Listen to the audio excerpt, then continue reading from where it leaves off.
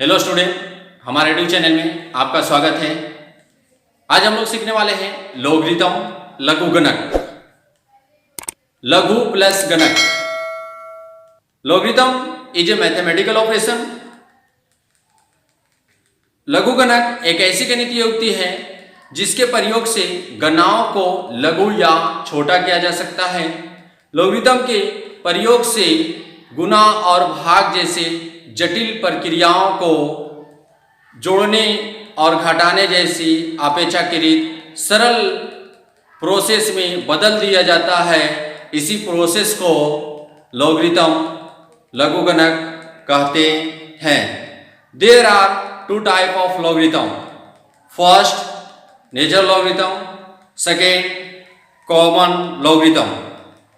What is natural logarithm? Log to the base e are called natural logarithm.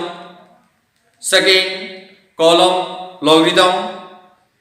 Log to the base 10 are called common logarithm.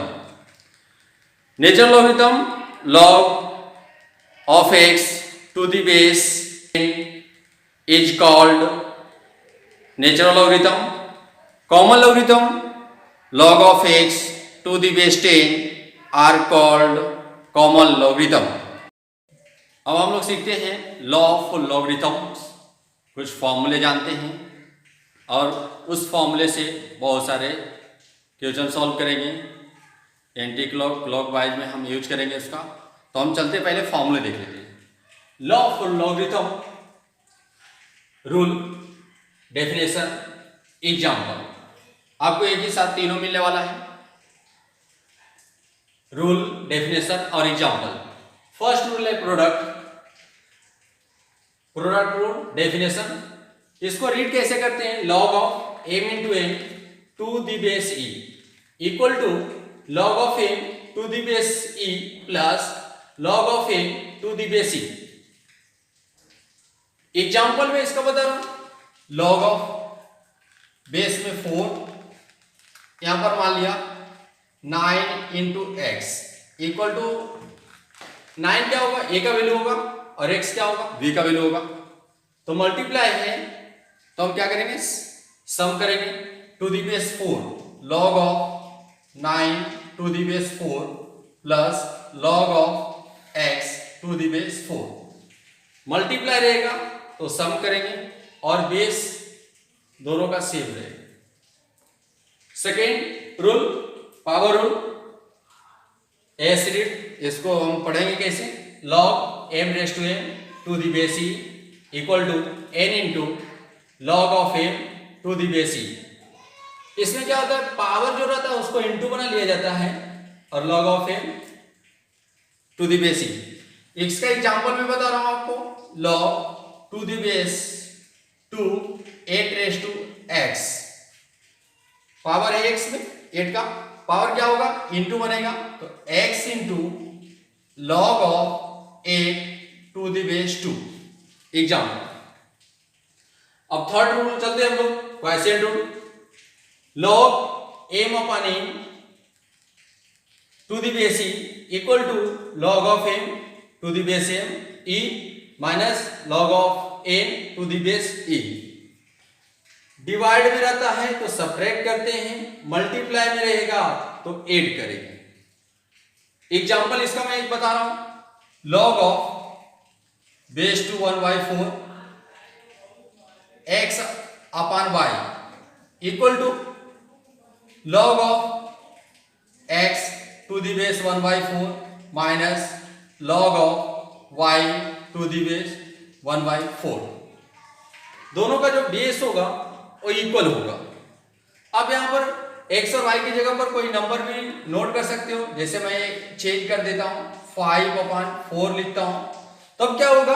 log m upon n में log base same रहेगा 4 और यहां पर हो जाएगा log 5 minus log हो जाएगा 4। इस तरह से आप log m अपॉन n का फॉर्मूले को नोट कर सकते हो। अब आते हैं इक्वलिटी रूल। इक्वलिटी रूल में क्या होता है? If log of m to the base e equal to log of n to the base e, then m equal to n, m और n का वैल्यू क्या हो जाएगा यहाँ पर इक्वल हो जाएगा। कब? log of e log of e, base दोनों का यदि सेम रहेगा तो इनको हम क्या कर लेंगे इक्वल कर लेंगे। एग्जाम्पल में इसमें आपको दे रहा हूं, यहाँ पर यदि if log of base 3x equal to log of 3 base to 5, then log of 3 log of x base to 3 log of 5 base to 3 log base 3 log base 3, base से में इक्वलिटी में x का वैल्यू क्या हो जाएगा 5 हो जाएगा, x equal to 5। इसी तरह से बहुत सारे एग्जाम्पल हम करेंगे। अब आ जाते हैं change of base. Change of base rule, log a b equal to a upon में नहीं है, अपान इस तरह से होता है, log m अपान n को अपान रहेगा तो सब्ट्रैक्ट करेंगे, a अपान में नहीं है, तब इसका नाम दिया गया change of base rule. Change of base rule, log a b equal to log of a to the base x log b to the base x। यहां पर दोनों का बेस क्या हो गया चेंज हो गया, इसी का नाम है चेंज ऑफ बेस रूल। अब इस पे एग्जांपल में बता रहा हूं आपको, log ऑफ 5 4, इसको आप नोट कर सकते हो, log ऑफ 5 बेस में हम 3 log ऑफ 4 बेस टू 3 लिख सकते हैं।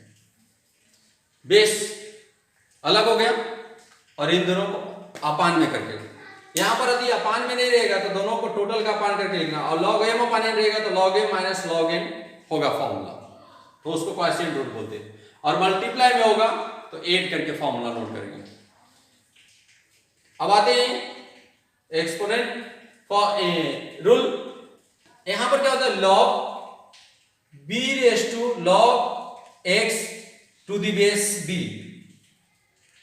ये दोनों इक्वल रहेगा तब इसका वैल्यू x मिलेगा। जैसे मैं एग्जांपल आपको बता रहा हूं, यहां पर इस तरह से 5 log और यहां पर मान लिया y रहेगा और यहां पर 5 रहेगा, तो मिलने वाला क्या है y मिलेगा, क्योंकि 5 raise to log of y to the base 5 रहेगा तो y मिलेगा।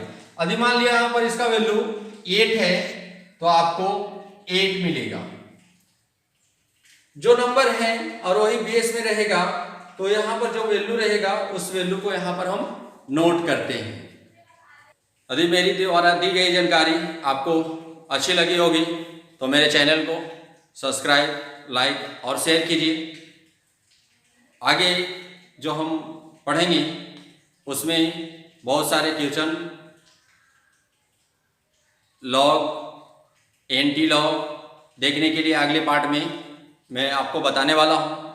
एंटी लॉग और लॉग देखने के लिए लॉग टेबल की बुक कैसे देखते हैं वो हम अगले पार्ट में बताएंगे आप लोग को। Thank you.